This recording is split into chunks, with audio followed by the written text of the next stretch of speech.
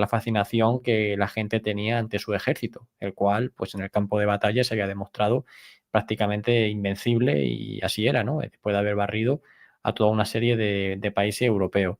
Claro, ¿qué es lo que pasa? Que aquí obviamente nos centramos mucho en lo que hizo Alemania, como así lo acabo de enumerar, ¿no? Toda esa serie de países que comienza a conquistar a partir de septiembre del 39.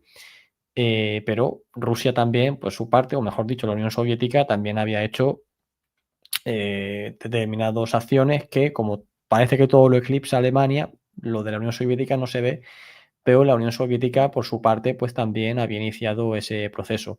Digamos que Alemania comienza a ponerse las pilas, por así decirlo, comienza a resurgir, ¿no? Pues que cuando Hitler accede al poder y comienza a hacer una serie de cambios en la política, a renunciar a todo el enlace del Tratado de Versalles y demás, aproximadamente en el 33, por un lado, y luego por otro lado, la Unión Soviética, digamos que de forma seria había comenzado a resurgir a partir principalmente de 1928, aproximadamente 5 años antes que Alemania, con la aprobación del primer plan quinquenal, que digamos que es un plan que Stalin establece para eh, crear una auténtica revolución industrial en la Unión Soviética y pasar de ser un país más bien empobrecido y cuya base de la economía era la agraria, el campesino, a transformarlo en una superpotencia industrial.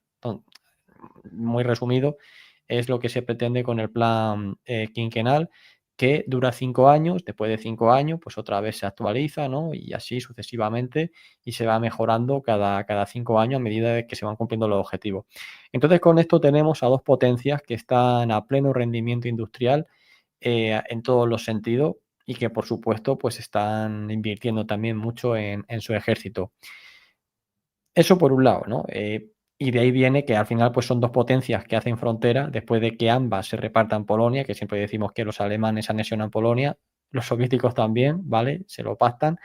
Y al final, pues por eso digo que son dos potencias que estaban condenadas a chocar de alguna manera o de otra. Pero la explicación, como siempre, es más compleja. Realmente ya el propio Hitler, en su libro, el Mein Kampf, ¿no? En Lucha, él ya había hecho una especie de proclama, una especie de protesta en la que se quejaba de que Alemania había llegado tarde al reparto colonial. Y si bien el Imperio Británico tenía colonias en África y Asia, todas las que quisieran y más, y los franceses también, y si bien Estados Unidos como tal no tenía colonias, pero al final Estados Unidos es la potencia hegemónica de América y al final la mayoría de los países americanos no es tan fuerte, ¿no? Iba a decir es que como si fuesen colonia de Estados Unidos, bueno, Sí, se puede, ¿no? Depende de sí. quién te lo diga, puede ser. Pero Alemania no tenía colonias. La Unión Soviética igual, no tiene colonias como tal, pero tiene un montón de territorio y le sobra. Y de alguna manera Hitler establece ya en el Mein Kampf, escrito a mediados de los años 20, establece que Alemania tiene que expandirse hacia el este. Y es allí donde tiene que encontrar sus recursos, tanto de materias primas como de recursos para que la población alemana siga creciendo en el este, en territorio que pues en ese momento ocupaba la Unión Soviética. Entonces, pues él ya lo deja claro, es una declaración de intenciones. Si Alemania quiere convertirse en una potencia mundial, con el actual territorio que controlaban en Europa, se les queda corto. Y de alguna manera necesitaban más. O sea, a partir de ahí, eso que ya Hitler dejó escrito se puede interpretar de muchas formas. Bien, dicho esto, una vez que los soviéticos y los alemanes pactan en este pacto Ribbentrop-Molotov, que se reparte en Polonia, posteriormente, más tarde, los alemanes enfrentan a Francia en mayo del 40 y ahí hay un punto de inflexión cuando durante ese verano del 40 no pueden conquistar Gran Bretaña. Y hay muchos que ya afirman, palabras textuales de Hitler, que ya mientras todavía no habían acabado con Francia, Hitler ya en ese verano del 40 dice, hay que atacar a Stalin, hay que atacar a Rusia. ¿Por qué? Pues por dos razones. La primera razón es porque, digamos, a ver si lo explico bien para que se entienda. Como Gran Bretaña no cayó, como Gran Bretaña no sucumbió, se preveía que la guerra iba a alargarse. Y no solo contra Gran Bretaña, sino también contra Estados Unidos, que era evidente que antes o después iba a entrar. Entonces, para ganar esa guerra, los alemanes necesitaban los recursos de la Unión Soviética. Y como tenían tanto desprecio, digamos, a la Unión Soviética, ya no desprecio, sino como lo infravaloraban tanto, o sea, lo consideraban tan inferiores, se pensaba que tampoco les iba a costar mucho adueñarse de todo ese territorio y vencer ampliamente al Ejército Rojo en el campo de batalla. Entonces, uno de los primeros motivos reales que se da, por el cual Hitler ya en ese verano del 40 dice que ahora iría por la Unión Soviética, es precisamente porque no consigue la rendición de Gran Bretaña y que por lo tanto la guerra va a continuar. Eso por un lado. Y luego, por otro lado, otra de las razones que lo pueden explicar es porque de alguna manera, y esto también, o sea, se ve claramente, Stalin juega la siguiente carta.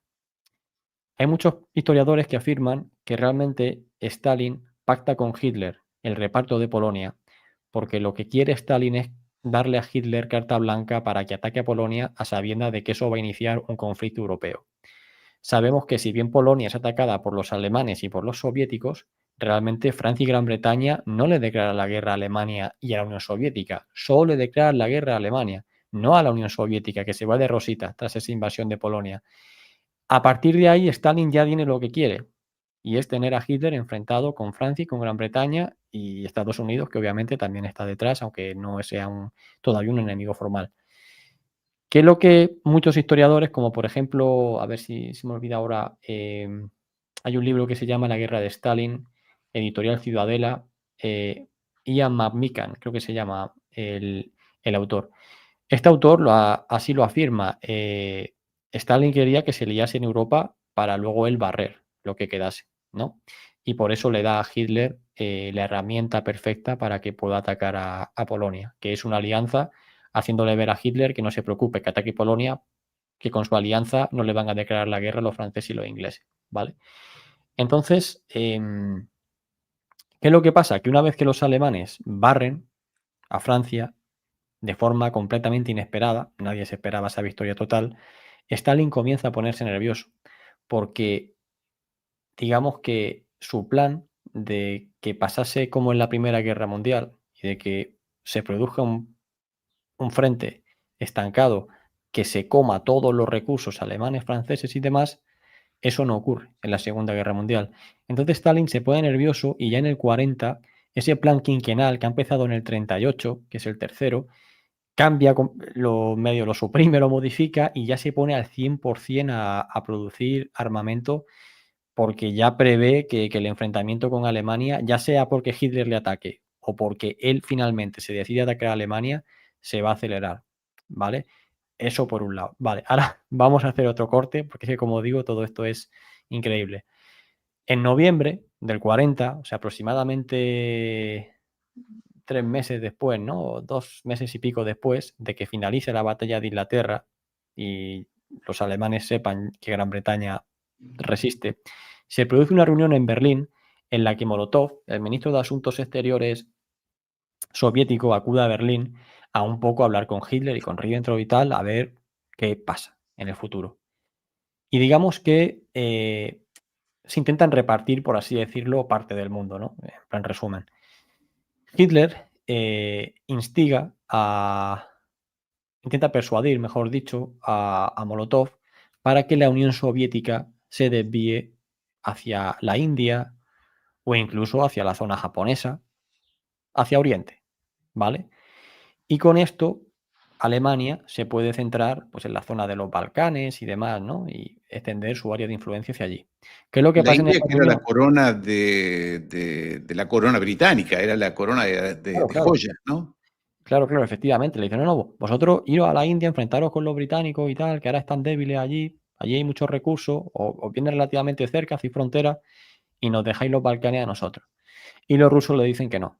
Ribbentrop dice que la Unión Soviética también tiene interés en los Balcanes.